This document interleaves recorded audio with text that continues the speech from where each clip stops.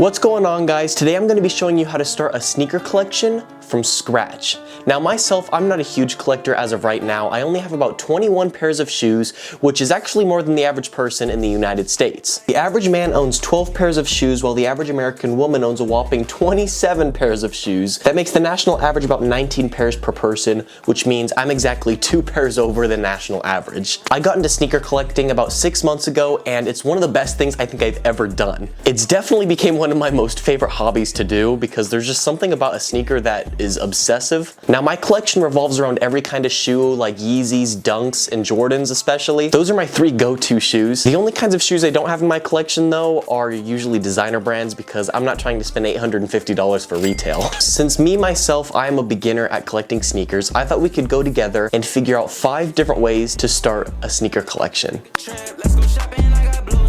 From the knowledge I know, here are the 5 things that I would recommend to do if you want to start a sneaker collection and become a sneakerhead. Now the first step / tip I have to starting a sneaker collection is to buy what you like to buy. Don't let people tell you what you can like and what you can't like. As an example, my favorite sneaker is the Yeezy Foam Runner, and I know there's a ton of people on this planet who think that's probably the weirdest shoe ever created. Don't base your opinions off other people, and also just buy what you like. Step 1, it's that easy. As long as you like it, that's all that matters. Tip number 2 that I could give is to know what you're buying. If you're walking down the school hall and someone says, "Oh, I really like your Black Cat 4s," and you're sitting there kind of like, "What? I thought these were just black Jordan 4s." Know the meaning behind a sneaker and know what you're buying, so when people come up to talk to you about it, you know what you're talking about. The third tip, probably one of the biggest tips I could probably give, is to not buy the most expensive sneaker right off the bat. Don't follow trends. Don't spend $1,000 on your first ever sneaker. Start off with something small. My first ever sneaker I bought was this Jordan 1 Mid Racer Blue. Now I was actually able to get these for retail on the Nike app. I still to this day wonder why people didn't get these because I absolutely love this sneaker. But what I'm trying to say is start off small. Start off with $120 shoes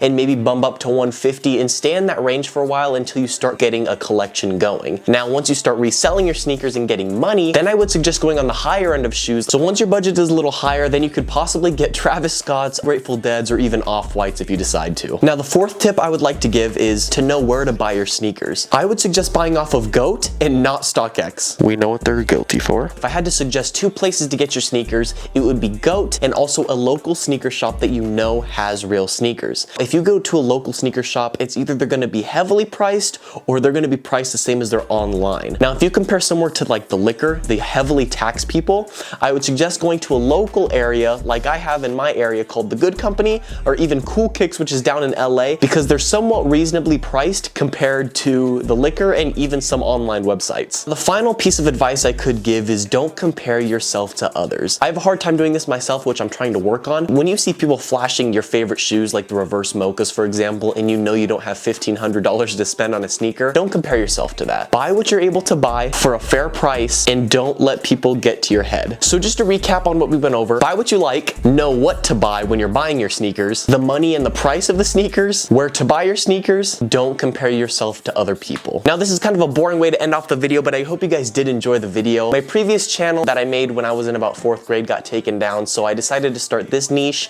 of sneakers because I absolutely love it, and my channel has actually been doing really good and way better than my last one, so I just want to say thank you guys so much for supporting it the way you guys have been. This is actually my first ever video that's been filmed horizontally, and that's not a short. So we'll see how it does. Once again, I hope you guys did enjoy today's video. Make sure to hit the subscribe button, hit the like button, and make sure to comment. And comment if you guys have any more tips that you could give me or any other viewers on how to start a sneaker collection. Thank you guys so much for watching, and I am out.